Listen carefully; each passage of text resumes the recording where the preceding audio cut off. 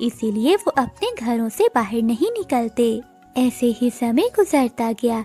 एक दिन चील की तबीयत बहुत खराब हो जाती है। तभी वहीं से कबूतर गुजर रहा था। कबूतर, मेरी बात सुनो, मेरे पास आओ। ये जालिम चील मुझे जरूर खाना चाहती होगी, इसीलिए धोखे से बुला रही है। कबूतर चील की बात सुने बिना ही वहाँ से लौट जाता है। कुछ दिनों बाद मिट्ठू तोता वहाँ से गुजरता है। तोते, सुंदर मिट्ठू तोते, मेरी मदद करो। सुंदर मिट्ठू तोता तुम्हारी बातों में नहीं आने वाला, किसी और को उल्लू बनाओ। मिट्ठू तोता भी वहाँ से चला जाता है। सब मुझसे डरते हैं, पक्षी ये नहीं जानते कि मैं कितनी मुश्किल में हूँ। कोई भी मुझे पानी नहीं ला कर दे रहा, कोई भी मेरी बात नहीं सुन रहा। वो चील मुझे अपनी बातों में फंसा रही थी, मगर चिड़िया मेरी बात सुने बिना वहाँ से भाग आया। परंतु मिठू भैया, हो सकता है वो चील किसी मुसीबत में हो, आपको उसकी मदद करना चाहिए थी। ना बाबा ना, मैं तो चील के पास से भी ना गुजरूं, वो बहुत जालिम चील है। मिठू की बात सुनकर चिड़िया के दिल में दया आती है और वो पहाड़ों की ओर चील के पास जाती है। चचा चील दी, क्या आप बीमार हो? हाँ चिड़िया, मुझे कई दिनों से बुखार है। कोई मुझे नदी से पानी ला दे, फिर ही मैं बचूंगी, वरना शायद मैं प्यास से ही मर जाऊं। चील दी, अगर मैं पानी ले आऊं तो आप मुझे खा तो नहीं जाओगी? नहीं नहीं चिड़िया, अब मैंने शिकार करना भी छोड़ दिया है। चाहे तुम मेरे पंख को हाथ लगाकर देख लो, मुझे बहुत तेज बुखार है। नहीं नहीं, छूने की कोई जरूरत नहीं। रानू चिड़िया डरते डरते मटका नदी पर ले जाती है और पानी भरकर चील के पास आती है। चील दी, ये रहा पानी, अब जितना चाहे उतना पानी पी लें। चील दी, अब मैं जाऊं? हाँ चिड़िया, तुम्हारा बहुत बहुत धन्यवाद जो तुमने मुझ पर भरोसा किया। रानू चिड़िया वहाँ से चली जाती है। ऐसे ही कुछ दिन बीत जाते हैं। रानू चिड़िया की पड़ोसन गोरी कभी बहुत लड़ाकी थी। वो नदी पर बैठी हुई थी। पास में उसका बेटा जग्गू कौवा भी खेल रहा था। तभी रानू चिड़िया की बेटी गुड़िया भी वहाँ आ जाती है। तुम यहाँ क्या करने आई हो? ये जगह मेरी है। नदी नाले और ये जंगल हम सबका साझा है। मेरी मामा ने मुझे यही बताया है। मैं यहाँ से नहीं जाऊंगी। जग्गू, मेरे बहादुर बेटे, क्या गुड़िया की बातें सुन रहे हो? एक लगाओ इस गुड़िया के। अपनी माँ की बात सुनते हुए जग्गू कौवा आगे बढ़ता है।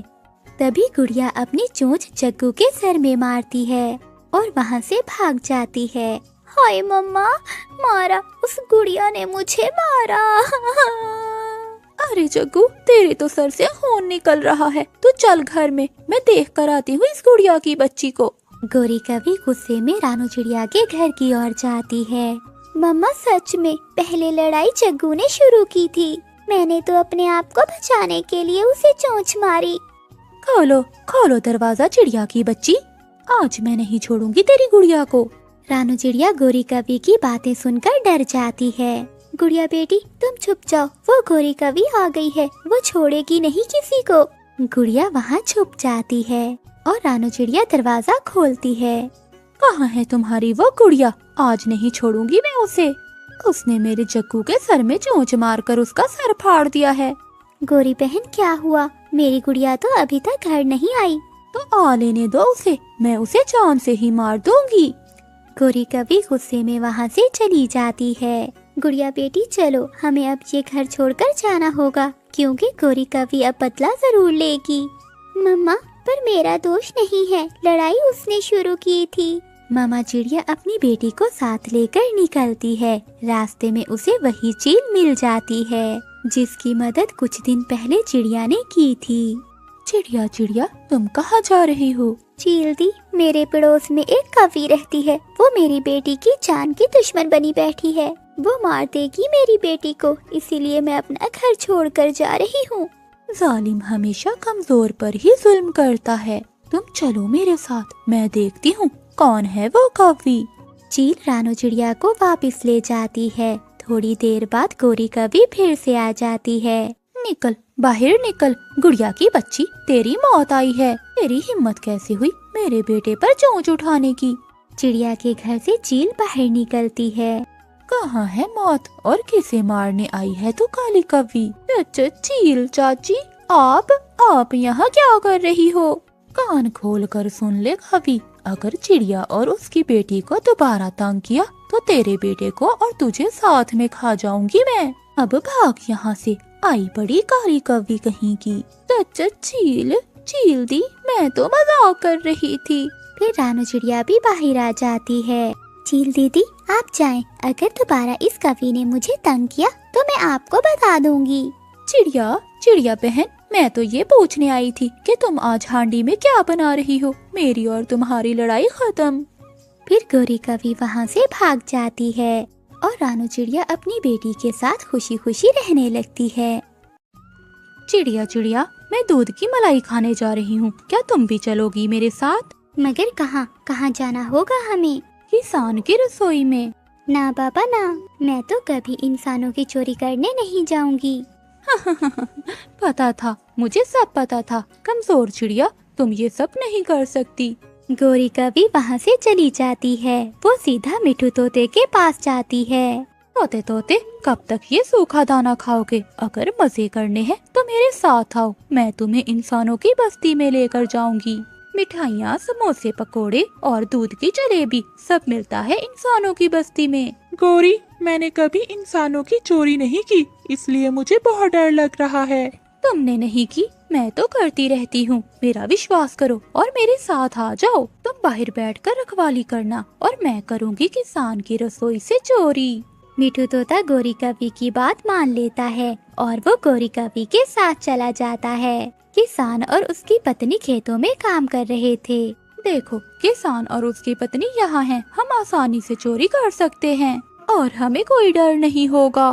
क्या तुम्हें किसान के घर का पता है? ये भी कोई बात है? मेरा तो रोज का काम है किसान के घर से चोरी करना। गोरी कव्वी मिठू को लेकर वहाँ से उड़ती है और किसान के घर पहुँच जाती है। मिठू, रसोई का दरवाजा खुला है, तुम यहाँ बैठकर रखवाली करो और मैं चोरी कर आती हूँ। जल्दी आना, मुझे बहुत डर लग रहा है। गोरी कव्वी वहाँ जाती है और किसान की पत्नी के बताते तो मैं भागकर निकल जाती।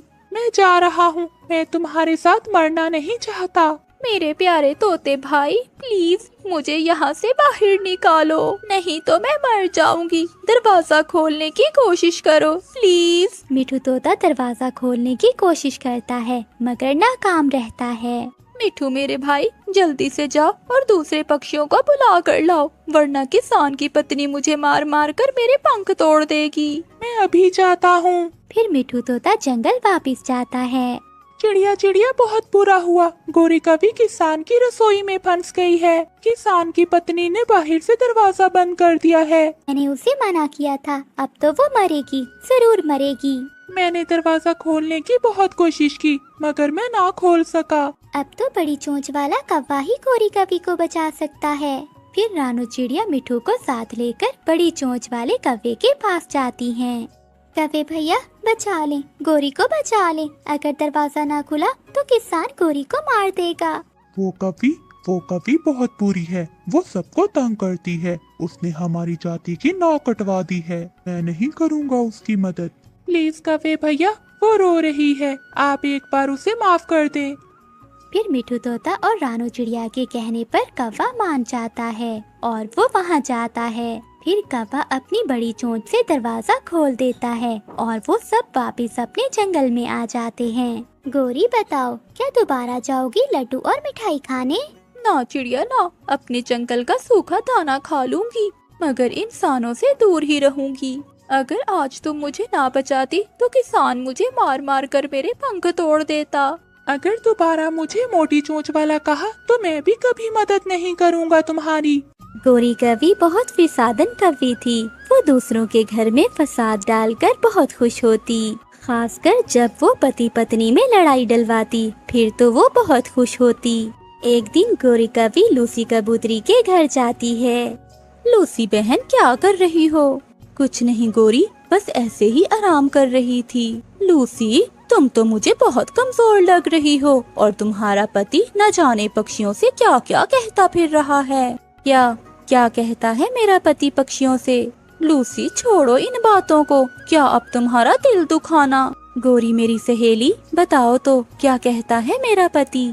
अगर तुम इतना जिद कर रही हो तो बता ही देती हूँ। कल मैं आम के ऊपर वाले तने पर बैठी थी तो नीचे वाले तने पर तुम्हारा पति कबूतर और वो मोटी चोंच वाला चुगलखोर तोता आकर बैठ गए और वो दोनों चुगलियाँ करने लगे। तोता अपनी हरियाली की और कबूतर आपकी चुगलियाँ कर रहा था। कबूतर कह रहा था कि तुम उसके हिस्से का भोजन खा लेती हो और वो बेचारा भूखा ही रहता है और तुम खा खा कर मोटी भैंस बनती जा रही हो और वो तुमसे डरता भी है और तुमने उसका जीना हराम कर रखा है। लूसी मेरी सहेली, अब मैं तुम्हें इतना ही बताऊंगी। मैं नहीं चाहती कि तुम्हारा दिल टूटे। अब मैं चलती हूँ और मुझे अपने बच्चों के लिए भोजन भी तैयार करना है। फिर गोरी कवि खूब मिर्च मसाला लगाकर वहाँ से चली जाती है। शाम को कबूतर के घर से खूब लड़ाई झगड़े की आवाजें आती हैं। जंगल के सभी पक्षी कबूतर के घर के पास बैठे उनकी लड़ाई सुन रहे थे। तुम्हारी माँ मोटी होगी, तुम्हारी बहन मोटी होगी, तुम्हारा सारा खानदान मोटा होगा। लूसी चुप कर जाओ, अब मेरा गुस्सा बर्दाश्त से ज्यादा होता जा रहा है। ऐसा ना हो कि मैं तुम्हें घर से निकाल दूं। हाँ हाँ निकाल दो और ले आओ कोई अपनी स्मार्ट महबूबा। बाहर बैठी गोरी कवि के दिल में तो लड्डू फूट रहे थे। वो कबूतर और कबूतरी की लड़ाई को बहुत एंजॉय कर रही थी। अगले दिन गोरी कवि बैठी कुछ और ही सोच रही थी। कल तो उस कबूतर और कबूतरी में लड़ाई देखकर मजा ही आ गया। आज मैं चिड़िया के पास जाती हूँ। बड़ा प्यार है उन दोनों पति पत्नी में। आज तो उनके दरमियान लड़ाई टलवा कर ही रहूंगी। फिर गोरी कवि चिड़िया के घर जाती है। चिड़िया, आज मैं तुमसे एक बात करने आई हूँ। बात तो परेशानी की है मगर तुम्हें बर्दाश्त करना होगा। गोरी बहन क्या हुआ, जल्दी बताएं, मेरे दिल की धड़कन तो तेज हो गई है। कल मैं अपनी माँ के जंगल गई थी। मेरी माँ ने बताया कि तुम्हारा पति रोज उस जंगल में आता है। उसका चक्कर चल रहा है किसी चिड़िया से और तो और वो कुछ दिनों में शादी करने वाले हैं। गोरी तुम झूठ बोल रही हो, मेरे पति ऐसे नहीं हैं। कभी कभी जो नजर आता है वैसा होता नहीं है। ऐसा कहते हुए गोरी कवि वहाँ से चली जाती है। ये गोरी कवि बहुत फसादन है। ये जरूर मेरे घर में फसाद डलवाना चाहती होगी। मुझे पहले अपने पति को आजमाना होगा, फिर ही मैं उनसे बात करूँगी। फिर रानू चिड़िया एक चिट्ठी लिखती है और उसे रखकर खुद एक कमरे में छुपकर बैठ जाती है। थोड़ी देर बाद उसका पति भी आ जाता है। रानो, रानो कहाँ हो आप? न जाने रानो कहाँ चली गई है। अरे ये चिट्ठी कैसी है? फिर रानो का पति वो चिट्ठी पढ़ता है। देखिए जी, मैं आपसे बहुत तंग आ गई हूँ। अब मेरा आपके साथ दम घुटता है। अब मैं मजीद आपके साथ नहीं रह सकती, इसलिए मैं आपको छोड़कर हमेशा हमेशा के लिए जा रही हूँ। चिड़िया का पति वो चिट्ठी पढ़कर मुस्कुराता है और तुरंत किसी को फोन करता है। मैं ना, अब हमारा रास्ता साफ हो गया है। मेरी पत्नी खुद ही छोड़कर चली गई है मुझे। अब हम जल्दी शादी करेंगे। अंदर बैठी रानू चिड़िया सब सुन रही थी। उसके तो पैरों तले जमीन ही निकल गई। फिर रानू का पति उस चिट्ठी के नीचे कुछ लिखता है और फिर बाहर चला जाता है। रानू चिड़िया दुखी मन के साथ बाहर आती है और वो चिट्ठी को पढ़ती है जिस पर उसके पति ने कुछ लिखा था। रानो, आपको तो ठीक से छुपना भी नहीं आता। मैंने आपको देख लिया है। रानो, मेरी जिंदगी की सभी खुशियाँ आपसे हैं। मैं आपके बिना जीने का सोच भी नहीं सकता। मैं बाहर जा रहा हूँ आपके लिए कुछ खास खाने को लेने के लिए। आप चाय बनाकर रखना, फिर हम मिलकर खाएंगे। ये पढ़कर रानू चिड़िया मुस्कुराने लगती है। वो अपने पति पर गर्व महसूस कर रही थी। गोरी कवि रात तक रानू चिड़िया के घर के बाहर कान लगाए बैठी थी, मगर आज गोरी कवि अपने मकसद में कामयाब नहीं होती। इस कहानी से हमें सीख मिलती है कि किसी की बातों में आकर अपने घर में फसाद नहीं डालना चाहिए। प्यारे दोस्तों, इस कहानी को लाइक, चैनल को सब्सक्राइब और अपने दोस्तों के साथ शेयर करना मत भूलिएगा। आपका धन्यवाद। आधी रात थी जब गोरी कवि की तबीयत बिगड़ जाती है। जग्गू, जग्गू बेटा, मुझे मटके से एक गिलास पानी तो दो। जग्गू अपनी मम्मा को एक गिलास पानी देता है। तभी मुन्नी भी उठकर बैठ जाती है। मुन्नी रोने लग जाती है। मम्मा मम्मा क्या हुआ आपको? आपको तो बहुत तेज बुखार है। मुन्नी बेटा चुप कर जाओ, कुछ नहीं हुआ मुझे, मैं ठीक हो जाऊंगी। मम्मा आपको कुछ नहीं होगा, मैं बुलबुल आंटी से दवा लेकर आता हूँ। जग्गू मम्मा आप फिक्र नहीं करें, मैं किसी न किसी से पूछ लूँगा। भैया मम्मा को दवा देना बहुत जरूरी है, चलिए मैं आपके साथ चलती हूँ। नहीं मुन्नी, तुम मम्मा के पास ही रहो, मैं चाहता हूँ मैं किसी न किसी से पूछ लूँगा बुलबुल आंटी का घर। जग्गू अपने घर से निकलता है। रात अंधेरी थी, कोई भी पक्षी बाहर ना था। जग्गू कौवा पहली बार रात को अपने घर से बाहर निकला था। उसे थोड़ा थोड़ा डर भी लग रहा था। थोड़ी दूर जाकर उसे मिठू तोते के घर से आवाजें आती हैं। मिठू जी मुझे बहुत भूख लगी हुई है, वो मीठा फल कहाँ है जो आप शाम को लाए थे? क्या हुआ हरियाली, तुम तो रात को सोने भी नहीं देती। रात को दरवाजे पर दस्तक होती है। हरियाली तोती और मिठू तोता दरवाजा खोलते हैं। आंटी आंटी मैं गौरी कव्वी का बेटा हूँ, मेरी मम्मा को बहुत तेज बुखार है।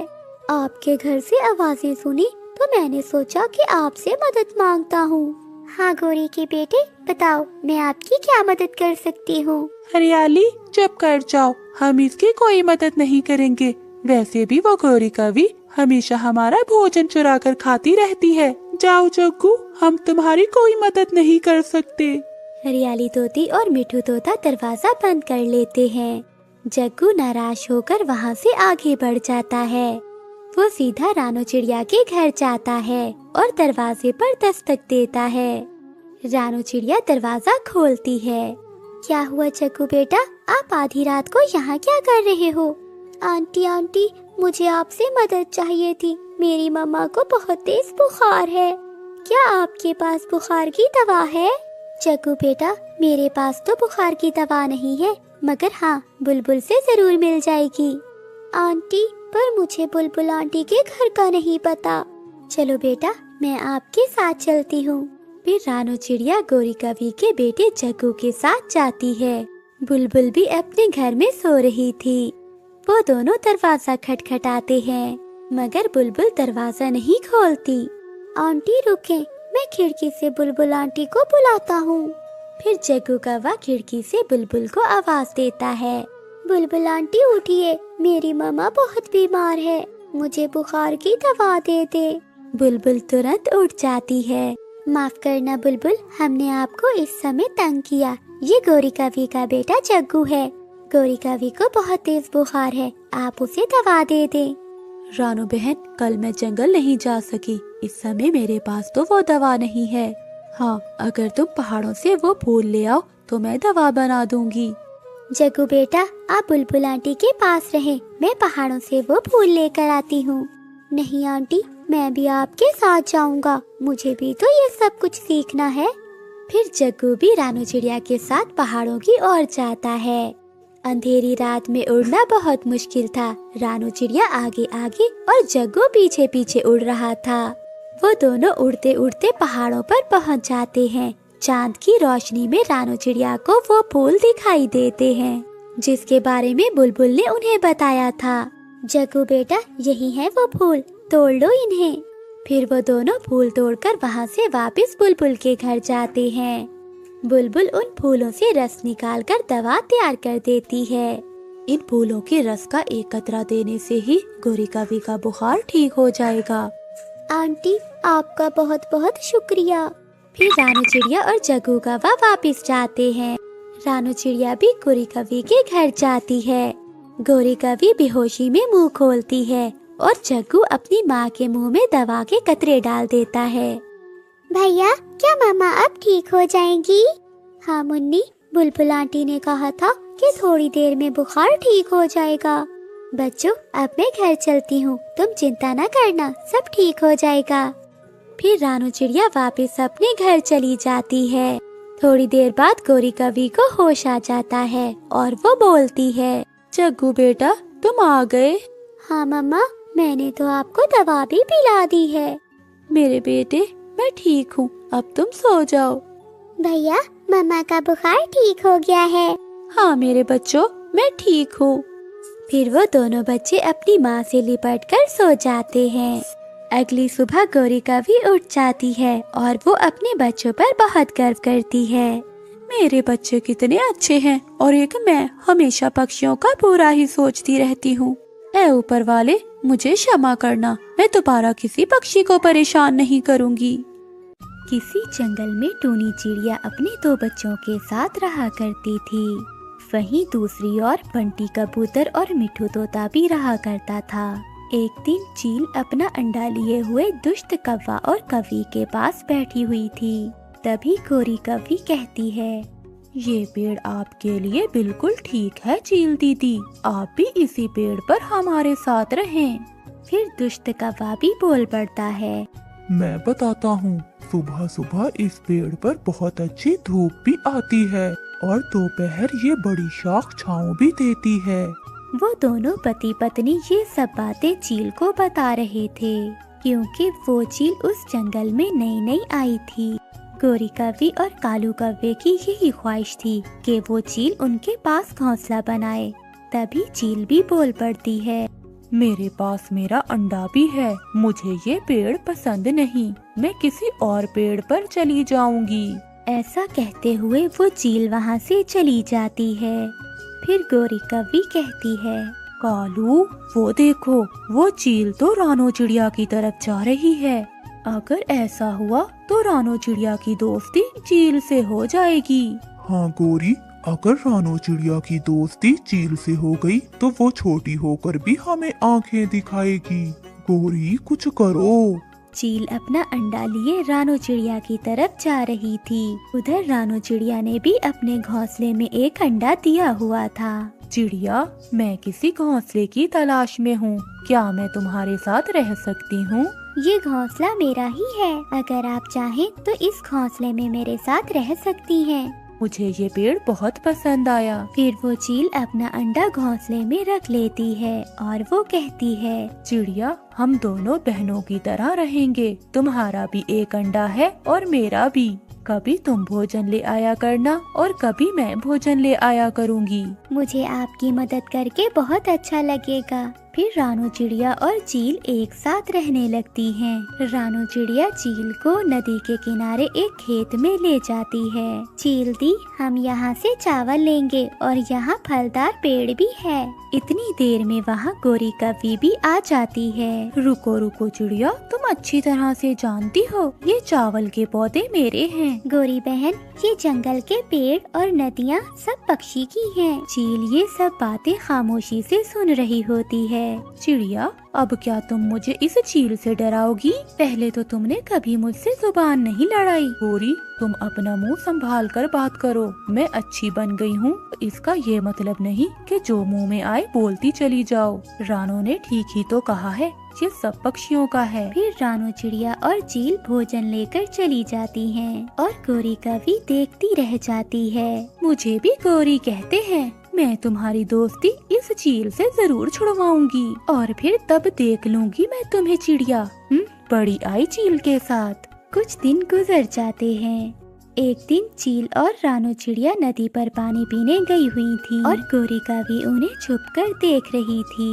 वो जल्दी से उड़कर रानो चिड़िया के घोंसले की तरफ जाती है और जल्दी से रानो चिड़िया का अंडा उठाकर चील के घोंसले में रख देती है और चील का अंडा उठाकर रानो चिड़िया के घोंसले में रख देती है। शुरुआत तो हो गई, अब देखना मैं तुम दोनों को कैसे एक दूसरे का दुश्मन बनाती हूँ। फिर गोरी कवि वहाँ से चली जाती है। जब वो दोनों बातें करती हैं तो उन्हें मालूम ही नहीं होता कि गोरी कवि ने उनके अंडे बदल दिए हैं। फिर रानो चिड़िया चील से कहती है, चील दीदी, आपके अंडे से बच्चा कब निकलेगा?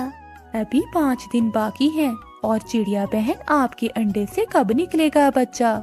मेरे अंडे से बच्चा निकलने में अभी 3 दिन बाकी हैं। वो दोनों घोंसले में बैठी ऐसे बातें कर रही थी। दूसरे दिन चील अपने अंडे पर बैठी हुई थी। तभी उसे अंडा ज्यादा गर्म महसूस होता है, इसलिए वो चील डर जाती है और कहती है, रानू बहन इधर आओ मेरे पास। फिर रानू चिड़िया चील के पास चली जाती है। चिड़िया बहन, यहाँ तो बहुत धूप आ रही है और मेरा अंडा बहुत गर्म हो गया है। इससे तो मेरा अंडा खराब हो जाएगा। मुझे कहीं और जाना होगा। चील दीदी, आप अपना अंडा मेरे घोंसले में रख लें। नहीं चिड़िया, मैं माँ हूँ, मुझे अपने अंडे को लेकर कहीं और जाना होगा। मगर चील दीदी, आप कहाँ जाएंगी? मैं पुराने जंगल में बड़े पेड़ों के पास चली जाऊंगी। मुझे ऐसे लग रहा है कि यहाँ मेरा अंडा सुरक्षित नहीं रहेगा।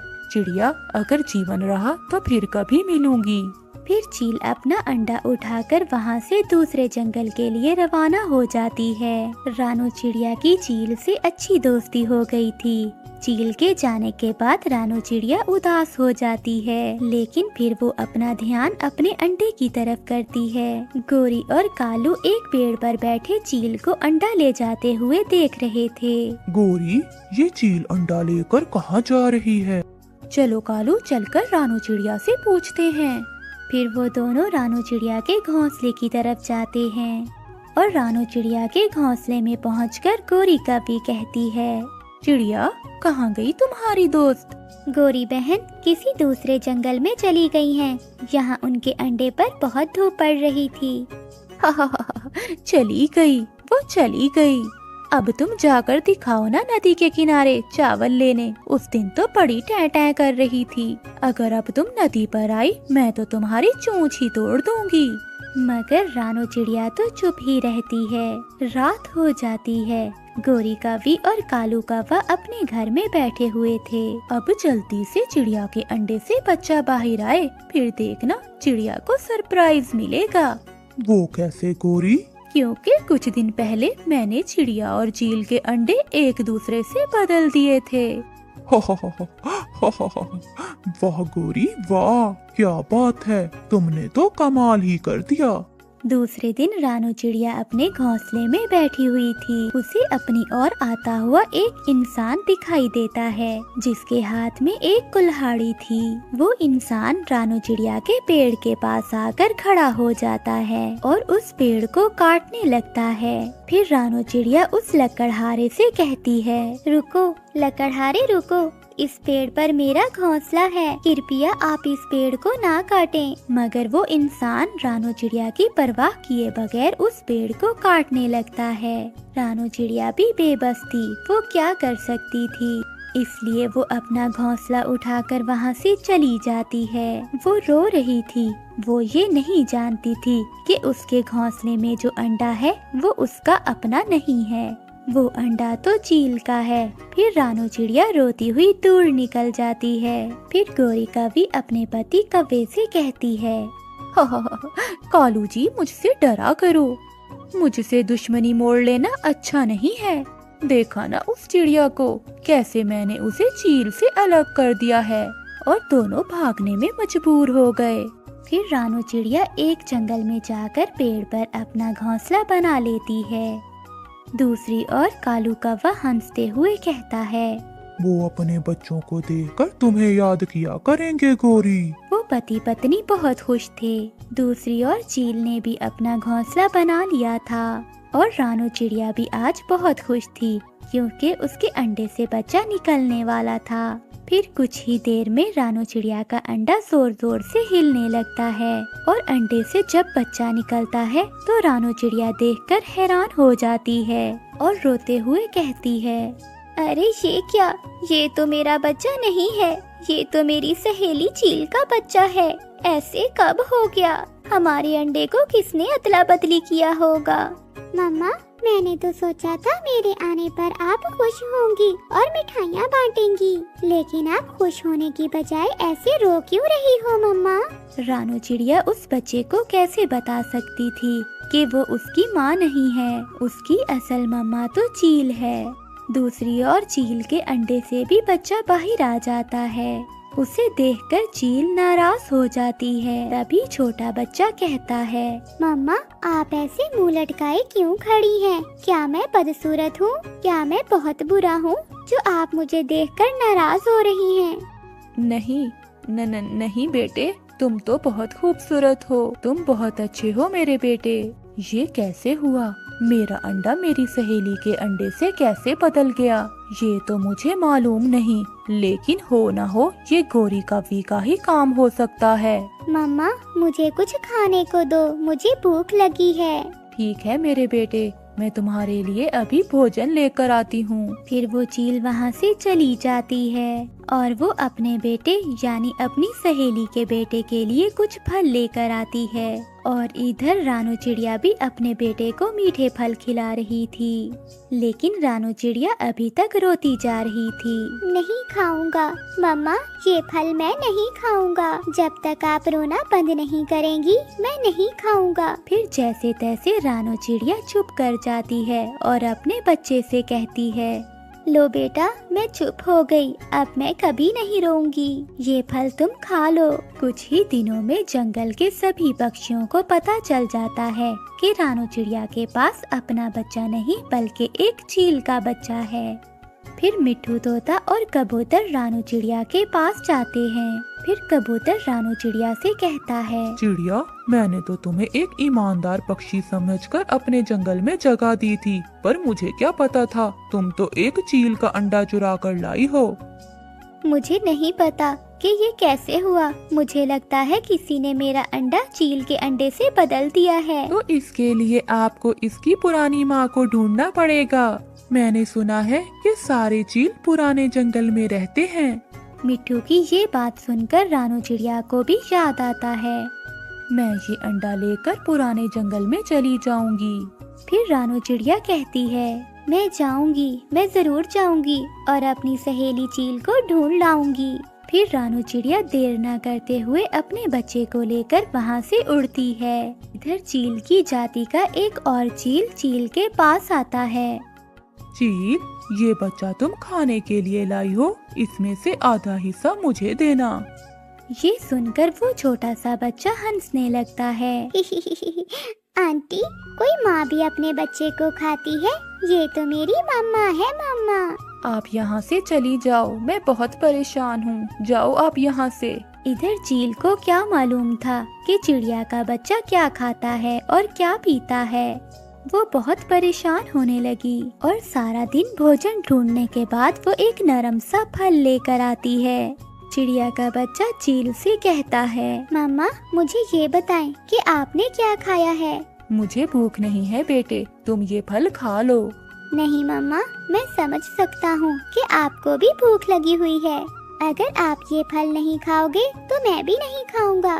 फिर वो चील और चिड़िया का बेटा मिलकर फल खाने लगते हैं। इधर रानू चिड़िया भी अपने बेटे को फल ला कर देती है। फिर रानू चिड़िया अपनी सहेली को ढूंढने निकल जाती है। ऐसे ही चील अपने बेटे को लेकर और रानू चिड़िया अपने बेटे को लेकर एक दिन एक पेड़ के नीचे मिल जाते हैं। चिड़िया बहन, ये काम जरूर उस गोरी कवि का होगा। हमने उस दिन उसे नदी के पास डांटा था, उसने हमसे इसलिए बदला लिया है। ये लें, आप अपना बच्चा ले लें और मेरा बच्चा मुझे वापस कर दें। फिर वो दोनों एक दूसरे से बच्चे को अदला बदली कर लेते हैं। मम्मा, मैं इसके पास नहीं रहूंगा, मैं आपके पास रहूंगा। हाँ चील मम्मा, मैं भी आपके पास रहूंगा, इसके पास नहीं रहूंगा। चील सहेली, मेरा बच्चा आपके बगैर नहीं रह सकता और आपका मेरे बगैर नहीं रह सकता। क्यों ना हम एक काम करते हैं, क्या चिड़िया सहेली? क्यों ना हम दोबारा की तरह एक पेड़ पर ही रह लें। हाँ सहेली, ये बहुत अच्छा रहेगा। फिर वो दोनों खुशी खुशी एक ही पेड़ पर रहने लगते हैं। प्यारे दोस्तों, कहानी को लाइक करना मत भूलिएगा। आपका धन्यवाद।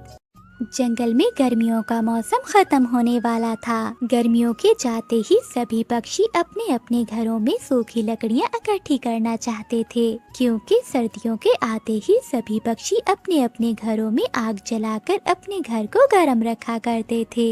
कालू जी, ये सभी लकड़ियाँ इकट्ठी कर लो, अगर कोई दूसरा पक्षी आए तो हम उसे भगा देंगे। इस बार हम दूसरे पक्षियों को एक भी सूखी लकड़ी जमा नहीं करने देंगे।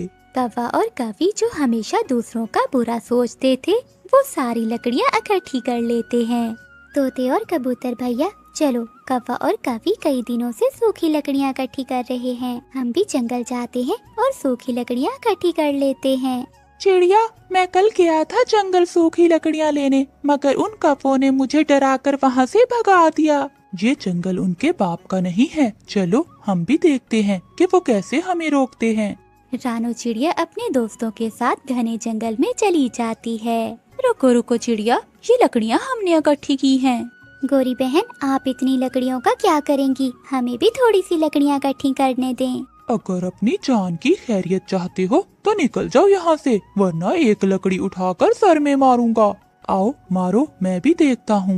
नहीं कबूतर भैया, हम इनसे लड़ाई नहीं करेंगे, हम दूसरे जंगल चले जाते हैं। रानू चिड़िया अपने दोस्तों को साथ लेकर दूसरे जंगल चली जाती है। वो सारा जंगल घूमते हैं, मगर वहाँ तो कोई भी सूखी लकड़ियाँ नहीं थी। चिड़िया बहन, इस जंगल में तो कोई भी सूखी लकड़ी नहीं है। कबूतर भैया, हम ऐसा करते हैं कि अब हम अपने घर में भोजन इकट्ठा कर लेते हैं। अगर हमारे घर में भोजन होगा तो हमें भोजन की चिंता नहीं होगी। फिर वो तीनों मिलकर लकड़ियाँ छोड़कर भोजन इकट्ठा करने लगते हैं।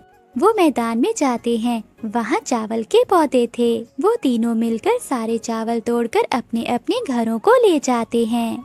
कौवा और कवि को तो लकड़ियाँ इकट्ठी करने के अलावा कोई काम ना था। वो अपना पूरा घर लकड़ियों से भर लेते हैं। अगले दिन वो तीनों नदी के पास जाते हैं। वो मीठे फल और दाने इकट्ठे करते हैं। कबूतर भैया, क्या हुआ जो हम सूखी लकड़ियाँ ना इकट्ठी कर सके? अब हमने इतना दाना तो जमा कर लिया है कि अगर हमें घर से बाहर न जाना हो तो हमारे घर में दाना मौजूद हो। चिड़िया, आग के बिना तो हम जी सकते हैं, मगर दाने के बगैर तो कोई पक्षी भी नहीं जिंदा रह सकता। फिर ऐसे ही कुछ दिन गुजर जाते हैं। जंगल में सर्दी बढ़ने के साथ साथ बारिश भी शुरू हो जाती है।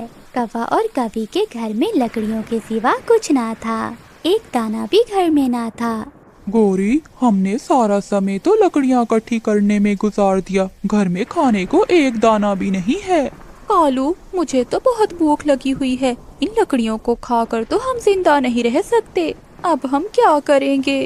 कालू कौवा तेज बारिश में अपने घर से निकलता है और मिठू तोते के घर जाता है। तोते तोते दरवाजा खोलो प्लीज, मेरे दोस्त, मुझे 2-4 दाने दे दो। भाग जाओ यहाँ से, जाकर वो लकड़ियाँ खाओ जिन्हें जमा करने से तुम हमें रोक रहे थे। लालची कौवे, चले जाओ यहाँ से। कालू कौवा वहाँ से चला जाता है। कबूतर तो कालू कौवे की बात तक नहीं सुनता। दुष्ट कौवे, अगर दोबारा मेरे दरवाजे पर दस्तक दी तो मैं तुम्हें डंडे से मारूंगा। ना ना कबूतर, मुझे मत मारना, मैं तो गोरी के लिए दाना लेने आया था।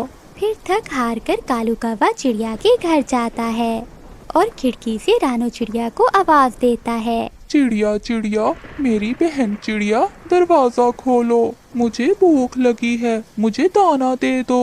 दुष्ट कौवे, काले कौवे, मैं ऐसे दरवाजा नहीं खोलूंगी और ना ही तुम्हें दाना दूंगी। जाओ, पहले एक सूखी गठरी लकड़ियों की लेकर आओ, फिर ही मिलेगा तुझे दाना। मैं अभी जाता हूँ चिड़िया, मैं अभी जाता हूँ और घर से लकड़ियाँ लेकर आता हूँ। फिर कालू कौवा तेज बारिश में वापस घर जाता है और एक गठरी लकड़ियों की लेकर आता है। ये लकड़ियाँ यहाँ रख दो और ये लो 2 दाने। अगर और दाना लेना हो तो लकड़ियाँ लेकर आना। चिड़िया, हमने लालच किया और लकड़ियाँ ही इकट्ठी करते रह गए और तुमने अकल से काम लिया और समय पर दाना इकट्ठा कर लिया। तुम सब ऐसे मौसम में घर में आराम से बैठे हो और मैं और गोरी बारिश में भीग रहे हैं। कालू, इसीलिए तो कहते हैं कि लालच बुरी बला होती है। उसके पाँव में चोट आ गई है, तुम जाओ जल्दी। रानो फौरन से अपनी बेटी गुड़िया के पास आती है। बेटा, क्या हुआ तुम्हें? इतनी जोर से चोट कैसे लग गई? तुम्हारे पाँव से तो बहुत खून निकल रहा है।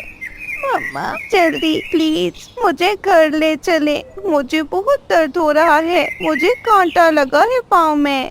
फिर गुड़िया की माँ उसे अपने साथ घर ले आती है। माँ, मुझे जूते क्यों नहीं लेकर देती हैं आप? हर दूसरे दिन मेरे पाँव में कोई ना कोई चीज लगती रहती है। सब मेरा मजाक उड़ाते हैं, सब मुझ पे हंसते हैं। आपको पता है, जग्गू कौवा मुझ पे बहुत हंस रहा था।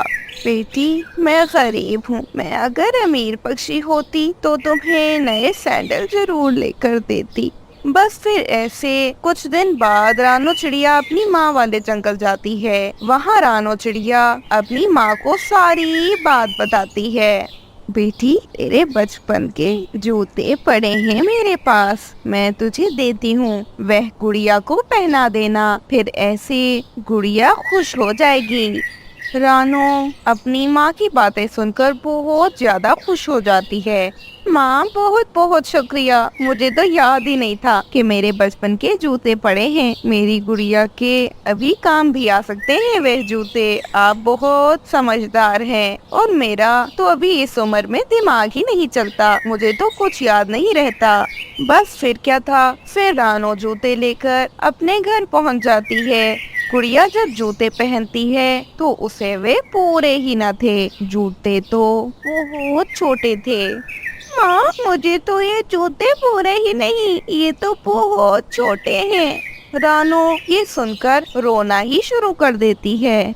अब मैं क्या करूँ, मेरे पास पैसे नहीं है, वरना मैं तुम्हें नए जूते ले देती। कोई बात नहीं माँ, आप रोना तो बंद कर दें प्लीज, मैं ऐसे ही ठीक हूँ, मुझे नहीं चाहिए कोई जूते वगैरह। इतने में दरवाजे पर जोरों से दस्तक होने लगी। रानो चिड़िया ने घर से बाहर देखा तो एक बूढ़ी फाफ्ता थी।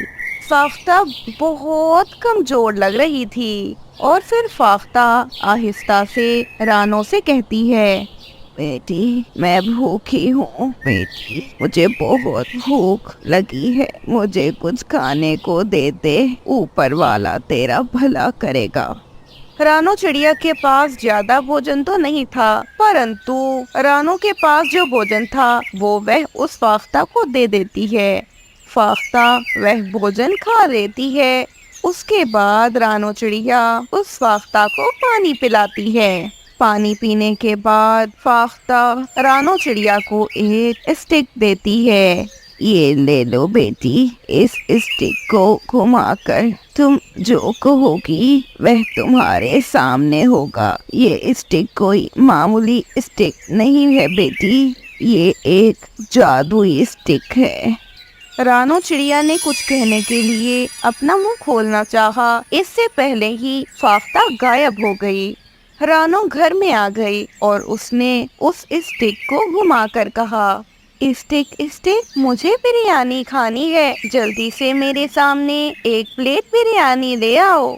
उसी पल बिरयानी सामने थी। गुड़िया तो खुशी से पागल हो रही थी। ये वाओ मम्मा, अब हम खुशी से रहेंगे, अब हमें किसी चीज की चिंता नहीं। माँ, अब तो मैं नए जूते भी ले सकती हूँ और माँ, अब तो हमें भोजन की भी दिक्कत नहीं होगी और तो और हम नया घर भी बना सकते हैं। माँ, अब हम इस जंगल के सबसे अमीर पक्षी बन जाएंगे। नहीं बेटी, हमें इस जंगल का सबसे अमीर पक्षी बनने का कोई लालच नहीं। मैं चाहती हूँ कि मैं बाकी पक्षियों की भी मदद करूँ। ऐसे बहुत से पक्षी हैं जो कि बहुत गरीब हैं। हम उन गरीब पक्षियों की मदद करेंगे। और बेटा गुड़िया, कभी भी लालच नहीं करना। और ये बात आपने बिल्कुल गलत की कि हम सबसे अमीर बनेंगे। हमें नहीं बनना सबसे अमीर, हम जैसे हैं ठीक हैं। बस हमें जिस चीज की जरूरत होगी हम वो चीज इस जादुई स्टिक से ले लेंगे। बस अब रानो अपनी बेटी के लिए जूते भी मांगती है। रानो बहुत से पक्षियों की मदद भी करती है और खुद भी बहुत खुशी से रहती है। रानो चिड़िया दिल की बहुत अच्छी थी, इसीलिए वह स्टिक हमेशा रानो के पास रहती है और रानो कभी भी उस स्टिक का गलत इस्तेमाल नहीं करती। पड़ोसन गोरी कभी भी रानो के घर आती जाती रहती थी और रानो उसकी भी मदद करती, उसे भी हर वो चीज देती जो उसका बेटा कहता। ऐसे जग्गू भी बहुत शर्मिंदा था क्योंकि उसने एक समय में गुड़िया का बहुत मजाक उड़ाया था। अब जग्गू और कीकी दोनों गुड़िया के साथ बहुत अच्छा व्यवहार करते, उसे अपने साथ ही रखते और हमेशा खुशी खुशी रहने लगे। तो दोस्तों, कैसी लगी आपको हमारी आज की ये कहानी? क्या आप बता सकते हैं कि रानो चिड़िया को जादुई स्टिक किस पक्षी ने दी थी? अगर आपको पता है तो जल्दी से कमेंट करके बता दें और हमारी इस वीडियो को लाइक करना बिल्कुल नहीं भूलना। और हाँ, अगर अब तक आपने हमारे चैनल को सब्सक्राइब नहीं किया तो फिर जल्दी से कर दें। आपका बहुत बहुत धन्यवाद। अंडा दिया हुआ था। उसकी सास को बेटियां बिल्कुल भी पसंद न थी, इसलिए वह रानो चिड़िया को बार बार कहती कि अंडे से बेटा न निकला तो वो उसे घर से निकाल देंगी। एक दिन रानो चिड़िया नदी से पानी पीने गई होती है कि वहाँ पर गोरी कौवी आ जाती है।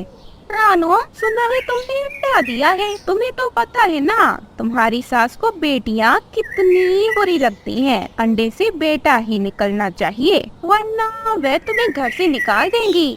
पता है मुझे, आप ही उन्हें मेरे खिलाफ भड़काती रहती हैं। अब जाए यहाँ से, मेरा मूड न खराब करें। आप बहुत बुरी हो। दूसरों का घर खराब करने वालों का घर भी नहीं बचता। बेशरम, मेरे सामने कैसे जुबान चला रही हो? गोरी कहते हैं मुझे, गोरी। छोड़ूंगी नहीं तुम्हें।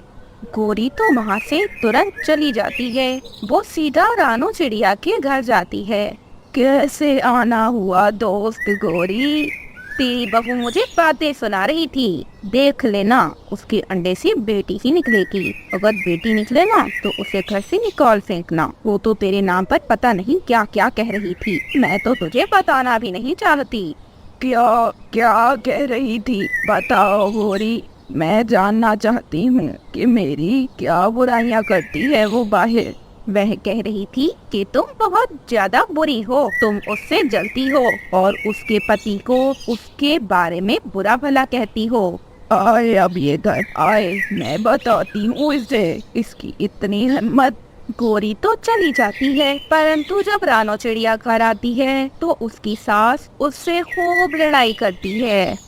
और फिर ऐसे कुछ दिन बाद रानो चिड़िया के अंडे से बच्चा बाहर निकल आता है। अंडे से तो बेटी चिड़िया निकलती है। आकाश और उसकी पत्नी बहुत खुश थे, परंतु सास चिड़िया तो मन ही मन में बहुत ज्यादा गुस्से में थी। उसने तो जैसे ये सोच लिया था कि वे रानो और उसकी बेटी को मार ही डालेगी। मेरी बेटी का नाम गुड़िया है। गुड़िया नाम बहुत अच्छा है और मेरी बेटी बहुत सुंदर है। मेरे पापा भी बहुत सुंदर है और मेरी मम्मा भी बहुत सुंदर है। सास चिड़िया भी दूर से ये सब कुछ देख रही थी, पर वो अपने बेटे के सामने रानो चिड़िया और उसकी बेटी को कुछ भी नहीं कहती। फिर ऐसे एक दिन आकाश चिड़ा घर पे न था और रानो भी उसके साथ ही गई हुई थी। सास चिड़िया के पास गोरी कभी भी आ जाती है। गुड़िया को ले जाओ, गुड़िया को ले जाओ गोरी, इससे पहले कि मेरा बेटा और मेरी बहू आ जाएं। मैं इसको मजीद बर्दाश्त नहीं कर सकती। मुझे तो पोता चाहिए था। हाँ, ले जाती हूँ मैं इसको। तुम बेफिक्र रहना, किसी को भी नहीं पता चलेगा कि तुमने कहा था इस बिल्ली को जंगल में छोड़ के आने का। इसको कहीं दूर छोड़ाना, परंतु इसे मार न देना। इसे सुरक्षित जगह छोड़कर आना। ऐसा करो, इसे अनाथ ही छोड़ाओ। ऐसी गोरी कभी रानो चिड़िया की बेटी को उठाकर ले जाती है। गुड़िया रास्ते में बहुत चिल्लाती है, परंतु गोरी को तो गुड़िया पर जरा भी दया नहीं आती। गोरी गुड़िया को एक घोंसले में छोड़ देती है। उस घोंसले में अभी तो कोई पक्षी न था। गोरी तो वहाँ से भागकर अपने जंगल लौट आती है, परंतु जब रानो और उसका पति घर आते हैं तो सास चिड़िया अपना नाटक शुरू कर देती है। अरे मेरी प्यारी गुड़िया, मेरी जान, मेरा दिल, वो कैसे मुझे और अपने माता पिता को छोड़कर चली गई। ये क्या कह रही है आप? गुड़िया को क्या हुआ है? जल्दी बताए ना माँ, क्या हुआ है? गुड़िया कहाँ है? चीन ले गई। दोनों पति पत्नी खूब रोते हैं। काश मेरी प्यारी गुड़िया पोती ठीक होती। मेरे बेटे, मेरी बेटी, मुझे पता होता तो मैं उसे अकेला न छोड़ के जाता। मेरी बेटी को बहुत दर्द हुआ होगा जब उसे चील ने खाया होगा। काश वो चील मेरी बेटी की जगह मुझे मार के खा जाती। ऐसे कुछ दिन गुजर जाते हैं। कुछ दिन बाद गोरी कभी रानू के घर आती है। रानू चिड़िया तो घर पर न थी, परंतु आकाश अपने कमरे में बैठा अपनी बेटी को याद कर रहा था। तभी आकाश को गोरी की आवाज आती है। गोरी कभी उसकी माँ से बातों बातों में सारी बात ही कर जाती है। आकाश अपनी माँ की बातें भी सुन रहा था और गोरी भी वो सब समझ जाता है। आकाश तुरंत से अपने कमरे से बाहर आता है। माँ आपने ये क्या कर दिया? बहुत गलत किया आपने। मुझसे गलती हुई तो मैं आपके पास छोड़ कर गया अपनी बेटी को, मुझसे दूर कर दिया। पता नहीं मेरी बेटी कहाँ होगी। मैं अब आपके पास नहीं रहूँगा। और फिर आकाश अपनी पत्नी के आने पर उसके साथ अपने घर को छोड़कर चला जाता है। दूसरी ओर रानू चिड़िया की बेटी गुड़िया को तो उस घोंसले में रहने वाली बूढ़ी फाफ्ता पाल रही थी। वो गुड़िया को ऐसे प्यार करती थी जैसे गुड़िया उसकी सगी बेटी हो। एक दिन बूढ़ी फाफ्ता बहुत बीमार हो जाती है। वह गुड़िया से कहती है, गुड़िया बेटी, जाओ अपने घर, मुझे माफ कर देना। मैं जानती हूँ कि आपके माता पिताजी कौन हैं, परंतु फिर भी मैं आपको आपके घर नहीं छोड़ कर आई। मैं ये भी जानती हूँ कि आपकी दादी आपसे प्यार नहीं करती, इसीलिए मैं आपको अपने पास ही रखती थी, परंतु मेरा समय आ गया है, अपने घर चली जाओ।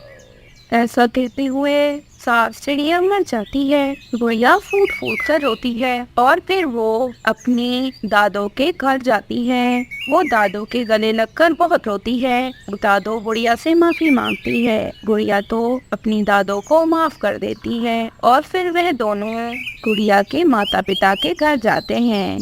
रानू चिड़िया भी दादो चिड़िया को माफ कर देती है। फिर वो सब खुशी खुशी रहने लगते हैं। अगर ये कहानी अच्छी लगी है तो इसे लाइक कर दें और चैनल को सब्सक्राइब करना बिल्कुल ना भूलना। Love marriage. रानू चिड़िया बहुत गरीब चिड़िया थी। वह बहुत सालों से अपनी बेटी गुड़िया की शादी के लिए दहेज इकट्ठा कर रही थी। अब गुड़िया का रिश्ता आया था, जिस पर गुड़िया तो जरा भी खुश नहीं थी।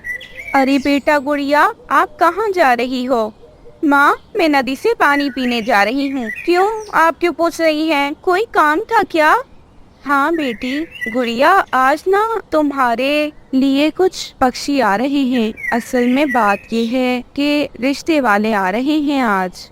नहीं माँ, मुझे शादी नहीं करनी और पहले मैं नदी से पानी पी आऊं। मुझे बहुत प्यास लगी है, फिर आकर देख लूंगी। वैसे भी अभी तो मैं बहुत छोटी हूँ। आपको भी क्या जरूरत है, रोज कोई ना कोई बुला ही लेती हैं आप। बेटी बहस न किया कर, मैं तेरे लिए भला ही सोचूंगी। मैं जो करती हूँ हमेशा तेरे ही भले के लिए ही तो करती हूँ। क्या पता मैं कब इस दुनिया से चली जाऊँ, मेरे बाद तेरा ख्याल कौन रखेगा। मम्मा, आपकी बातों का बाद में जवाब दे दूंगी, फिलहाल मैं जा रही हूँ। ऐसे गुड़िया चली जाती है। नदी पर उसकी सहेली लाडली उस चिड़े के साथ बैठी थी जिसे गुड़िया पसंद करती थी। उस चिड़े का नाम था मानो चिड़ा। मानो चिड़ा बहुत ज्यादा अमीर होने का दावा करता था। गुड़िया उससे बहुत प्रेम करती थी और वह उसी से शादी करना चाहती थी। मानो, आज रिश्ते वाले मेरे घर आ गए हैं। कल तो मुझे कोई ब्याह कर भी चला जाएगा, परंतु तुम कुछ न करना, तुम बस बैठकर तमाशा देखना। अरे गुड़िया, तुम फिक्र न करो, मैं अपनी माँ को मना रहा हूँ ना। तुम इनकार कर दो शादी से। वैसे भी अगर तुम इनकार कर दो तो इसमें कौन सा बड़ी बात है। मैंने भी तो तुम्हारे लिए अब तक किसी दूसरी चिड़िया से शादी नहीं की, मैं तो तुमसे ही शादी करूँगा। अगर इसमें बड़ी बात नहीं तो कोई छोटी बात भी नहीं है। मेरी माँ बहुत नाराज हो गई है मुझसे, और तुम्हें तो पता है ना कि मेरी माँ कितना परेशान होती है मेरे लिए। उसे 24 घंटे यही ख्याल रहता है कि बस मेरी शादी कर दे और सुकून से मर सके। दूसरी ओर रानो चिड़िया बेचारी परेशान बैठी थी। रिश्ते वाले आ चुके थे, परंतु गुड़िया तो घर पर ही न थी। फिर रानो चिड़िया बहाना बनाते हुए कहती है, अरे गुड़िया तो अभी घर पर नहीं है, वह अपनी एक सहेली के घर गई हुई है। आप ये तस्वीर देखें, ये तस्वीर मेरी प्यारी बेटी गुड़िया की है। वह बहुत खूबसूरत है, लाखों में एक है। गुड़िया की होने वाली सास को गुड़िया सुंदर लगती है। है तो ये प्यारी, लेकिन बहुत अच्छा होता कि हम इससे मिल भी लेते, परंतु कोई बात नहीं, हमें आपकी बेटी पसंद है। हम अपने बेटे की शादी आपकी बेटी से करना चाहते हैं। फिर ऐसे रिश्ता पक्का हो जाता है। फिर गुड़िया बहुत देर से घर आती है। उसकी माँ उसे देखकर बहुत गुस्सा करती है। अरे तुम्हें जरा शर्म नहीं आई? मेरी इतनी बेइज्जती करवा दी तुमने। अगर तुम घर आ जाती तो क्या ही जाता तुम्हारा। आखिरकार तुमने शादी करनी ही है ना। बहुत बेइज्जती करवाई है गुड़िया तुमने मेरे लाड का, मेरे प्यार का गलत फायदा उठाया। जब तुम्हारी शादी हो जाए ना तो वहाँ जाकर ये सब न करना जो तुम यहाँ कर रही हो। ओहो माँ, आपके साथ मसला क्या है? क्यों आप मुझे अपने घर से निकालना चाहती हैं? आप मेरी शादी किसी अमीर से क्यों नहीं करती? ऐसे बस फिर कुछ दिन और बीत जाते हैं। कुछ दिन बाद गुड़िया, जो के उस चिड़े से बहुत प्यार करती थी, उसकी आज शादी थी। लेकिन गुड़िया अब ये शादी करना नहीं चाहती थी, इसलिए वह ये निर्णय लेती है कि वह अपने घर को छोड़कर चली जाएगी। बारात आने से पहले पहले गुड़िया खिड़की से अपने घर को छोड़कर भाग जाती है। वह चिड़े के घर पर पहुंच जाती है। गुड़िया, तुम मेरे घर? क्या हुआ? सब कुछ ठीक तो है ना? मैं अपना घर परिवार सब छोड़ आई हूँ। अब मैं सिर्फ तुम्हारे साथ जिंदगी गुजारूंगी और खुश रहूंगी। मेरी माँ मेरी मर्जी के खिलाफ मेरी शादी कर रही थी। हैं? अपनी माँ को छोड़ आई हो? तुम तो अपनी माँ को छोड़ आई जिसने तुम्हें इतने लाड प्यार से पाला पोसा। तुम तो अपनी माँ की नहीं हुई तो मेरी क्या होगी? जाओ यहाँ से। मैं ऐसी वैसी चिड़िया से शादी नहीं करूँगा। ये आप क्या कह रहे हैं? मैंने आपके कारण अपना घर परिवार छोड़ दिया और आप मुझे यूँ बातें सुना रहे हैं? ऐसा ना करें। मैं अब वापस नहीं जा सकती। गुड़िया बहुत विनती करती है, परंतु वह चिड़ा गुड़िया की एक नहीं सुनता और गुड़िया को उसके घर ही भेज देता है। गुड़िया रोती हुई अपने घर वापस आती है। माँ, मैं तो नदी से पानी पीने गई थी, आप रो क्यों रही हैं? बेटी, मुझे लगा तू घर छोड़कर चली गई है, लेकिन मैं ये भूल गई थी कि तू मेरी बेटी है, तो कभी मेरे साथ ऐसा नहीं करेगी। गुड़िया अपने दिल में बहुत शर्मिंदा हो रही थी कि जिस चिड़े के लिए वो अपनी माँ को छोड़कर चली गई, उस चिड़े ने उसकी परवाह ही नहीं की और उसे वापस भेज दिया। अब गुड़िया अपनी माँ की बात मानकर उसी परिवार में शादी कर लेती है जहाँ उसकी माँ उसकी शादी करना चाह रही थी। अब गुड़िया बहुत खुश थी क्योंकि उसकी माँ का फैसला बिल्कुल ठीक था। वह पक्षी बहुत अच्छे थे और वह गुड़िया को बहुत खुश रखते हैं। ऐसे गुड़िया अपनी जिंदगी खुशी से बिताने लगती है। तो दोस्तों, कैसी लगी आपको ये कहानी? अगर आपको ये कहानी अच्छी लगी तो इसे लाइक कर दें और हमारे चैनल को सब्सक्राइब करना बिल्कुल ना भूलिएगा। गोरी कवि का जादुई आईना। दूर किसी जंगल में एक चिड़िया और एक कवि रहती थी। कवि का नाम गोरी कवि था। कवि चिड़िया की सुंदरता से बहुत जलती थी। आज तो मैंने अपना अच्छे से मेकअप कर लिया है, आज तो मैं रानो चिड़िया से ज्यादा सुंदर लग रही हूँ। गोरी कवि नदी पर बैठे तोते के पास जाती है।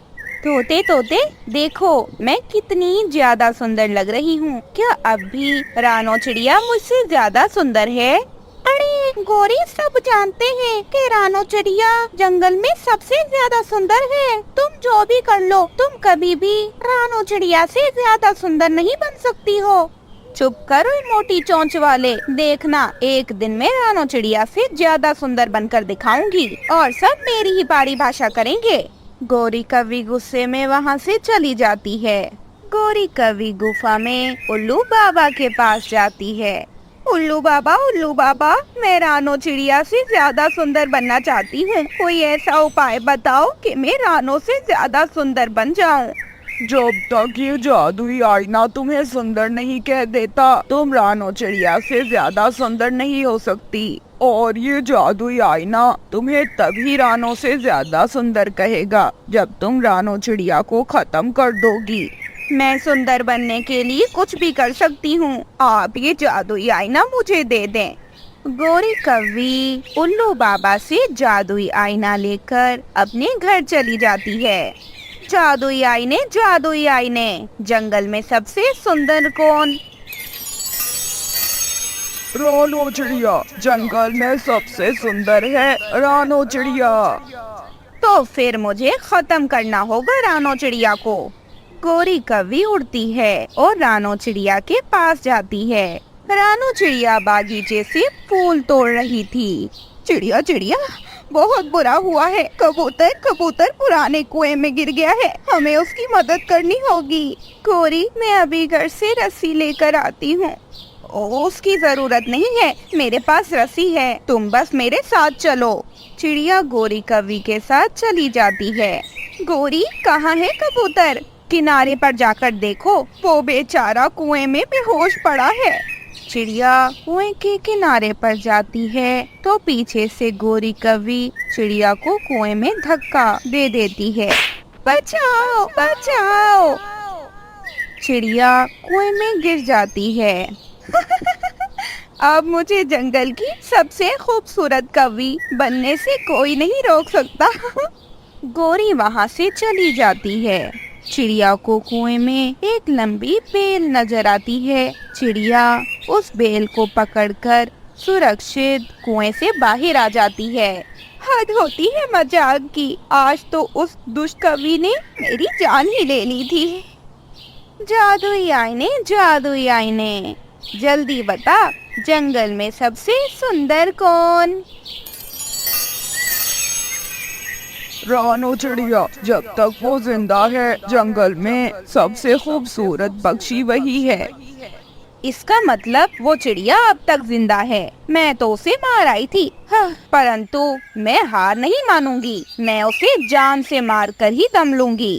फिर दूसरे दिन गौरी कवि इंसानों की बस्ती में जाती है और किसान की पत्नी से कहती है, माँ जी, मैंने जंगल के गरीब पक्षियों में खीर बांटनी है, उसके लिए दूध चाहिए, प्लीज मुझे दूध दे दें थोड़ा सा। कवि, तुम बहुत अच्छा काम करने जा रही हो, इस काम में मैं तुम्हारी मदद जरूर करूँगी। किसान की पत्नी गौरी कवि को बाल्टी भरकर दूध दे देती है।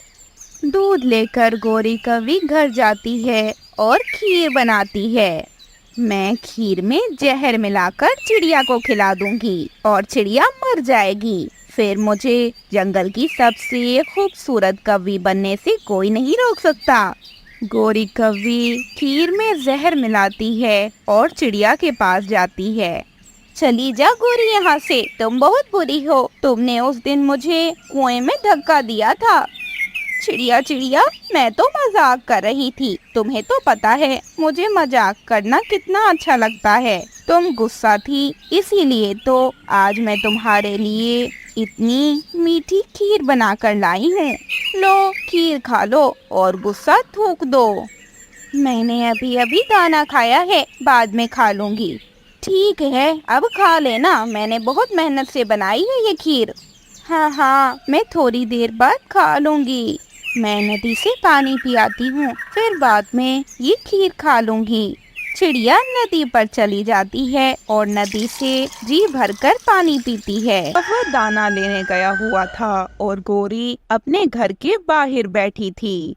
मैं थोड़ा सा उड़कर देखती हूँ मेरा पंख ठीक भी हुआ है कि नहीं। फिर गोरी थोड़ा सा उड़ती है। वो अच्छे से उड़ पा रही थी, मगर थोड़ा सा उड़ने के बाद ही गोरी दोबारा बैठ जाती है। वो इधर उधर देखती है। मुझे उड़ते हुए किसी ने भी नहीं देखा। मैं उड़ तो सकती हूँ, परंतु अब कभी भी उड़ूंगी नहीं, क्योंकि मुझे बिना उड़े ही अच्छा अच्छा भोजन मिल रहा है। तोता गोरी के लिए फल लाता है। थोड़ी देर बाद चिड़िया भी गोरी के लिए दाना ले आती है। गोरी, जब तक तुम्हारा पंख ठीक नहीं हो जाता, हम सब तुम्हें घर पर ही दाना देने आ जाएंगे।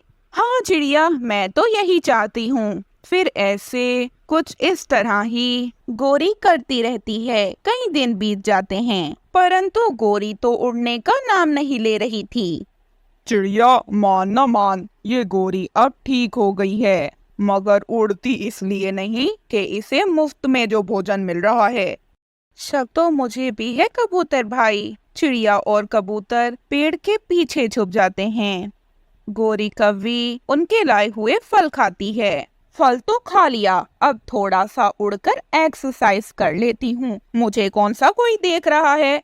फिर गोरी अपने पेड़ के आसपास ही उड़ने लगती है। पीछे से कबूतर डंडा लेकर आ जाता है। उल्लू बना रही हो तुम हमें। कबूतर के पास डंडा देखकर गोरी तो ऐसे क्या क्या खाती हो ताकि तुम्हें मारना मेरे लिए आसान हो सके। दाना तो खा लिया, अब मैं मीठे में जाकर लाल सेब खा लेती हूँ। रानो चिड़िया उड़ती है और घने जंगल में जाती है। गोरी भी रानो के पीछे ही थी। घने जंगल में एक सेब का पेड़ था, जिस पर मीठे मीठे लाल सेब लगे हुए थे। रानो चिड़िया उस पेड़ से एक सेब तोड़कर खा लेती है। इसका मतलब ये चिड़िया दाना खाने के बाद इस पेड़ से सेब खाने आती है। अब तो चिड़िया मरेगी, जरूर मरेगी। गोरी जहर लेकर लाल मीठे मीठे सेबों पर लगा देती है। अब चिड़िया सेब खाएगी और मर जाएगी। उसके बाद मैं बन जाऊंगी सबसे सुंदर कवि। अरे चिड़िया बहन चले, मुझे बहुत भूख लगी है। हाँ तोते भाई, मैंने दाना तो खा लिया है, पर चले हम घने जंगल में जाकर सेब के पेड़ से सेब खा लेते हैं। चिड़िया और तोता घने जंगल में सेब के पेड़ के पास आ जाते हैं। पेड़ के पास कालू भी बैठा था, जो कि विदेश से आया था। ना ना चिड़िया, ये सेब मैं अपने घर लेकर जा रहा हूँ। ये सेब मैं तोड़ने वाला हूँ। कव्वे कव्वे, मुझे और तोते को एक सेब दे दो। ना ना, ये सेब मेरी गोरी पत्नी खाकर खुश हो जाएगी। इतने दिनों बाद घर जा रहा हूँ, गोरी को खुश भी तो करना है। कालू सारे सेब तोड़कर वहाँ से चला जाता है। ये कव्वे बहुत बुरे हैं, इतने दिन बाद जंगल में आया, लेकिन आते ही लड़ाई शुरू कर दी। बड़े आम के पेड़ के नीचे खड़ी गोरी कव्वी आम के पेड़ पर पत्थर फेंक रही थी। गोरी, ध्यान से पत्थर चलाओ, पत्थर तुम्हारे ऊपर भी गिर सकता है। जाओ जाओ अपना काम करो, मैं तो आज पका हुआ आम तोड़ कर रहूंगी। गोरी फिर से पत्थर चलाती है। पत्थर नीचे गोरी के पंख पर ही गिर जाता है। हाय हाय हाय, मर गई, कोई मुझे बचाए, मेरे पंख में दर्द हो रहा है, मेरे पंख पर पत्थर लग गया, हाय। कबूतर वहाँ से जा रहा था, वो गोरी को घायल देख लेता है और वहीं आ जाता है। गोरी तो दर्द से तड़प रही थी। कबूतर फौरन से कालू के पास जाता है और उससे कहता है, कालू कालू, तुम्हारी पत्नी का पंख घायल हो गया है। वो कहाँ है? क्या कहीं चोरी करते हुए पकड़ी गई है? नहीं, आम के पेड़ पर पत्थर मारकर आम तोड़ रही थी कि पत्थर उसके पंख पर लग गया। कालू कौवा फौरन से भागता है। क्यों इतना लालच करती हो? बच्चों की तरह हर समय पेड़ों पर पत्थर चलाती रहती हो। पति जी, मुझे भूख लगी हुई थी, मैं आम तोड़ने की कोशिश कर रही थी। अब मेरे पंख में बहुत दर्द हो रहा है, मुझे जल्दी से घर ले जाओ। कौवा चिड़िया को बुलाता है। चिड़िया और कौवा गोरी को उठाकर अपने साथ घर ले जाते हैं। मैंने तुम्हें मना भी किया था गोरी, मगर तुम कौन सा किसी की बात सुनती हो? चिड़िया चिड़िया मुझसे गलती हो गई। कालू भाई, हमें किसी भी तरीके से गोरी को बुलबुल वैजी के पास लेकर जाना पड़ेगा। वही गोरी के पंख को ठीक कर सकती है। हाँ, मगर इतने दूर तक कौन इसे उठा कर लेकर जाएगा? मैं सब पक्षियों को बता देती हूँ, हम सब मिलकर बारी बारी गोरी को उठा लेंगे। फिर चिड़िया कबूतर के पास जाती है। कबूतर कबूतर, गोरी का पंख घायल हो गया है, उसे दूसरे जंगल लेकर जाना है और ये काम हम सब मिलकर करेंगे।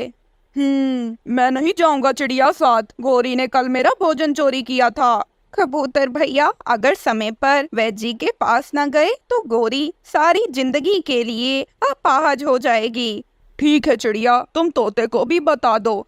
फिर चिड़िया तोते को भी बता देती है। दूसरे दिन सुबह सवेरे सब पक्षी मिलकर गोरी को एक टोकरी में रखते हैं। सबसे पहले मैं उठाता हूँ और फिर बाद में चिड़िया तुम। कालू जी ध्यान से। तो ये थी हमारी आज की कहानी। साथ ही वीडियो को लाइक करें और चैनल को सब्सक्राइब करना ना भूलें।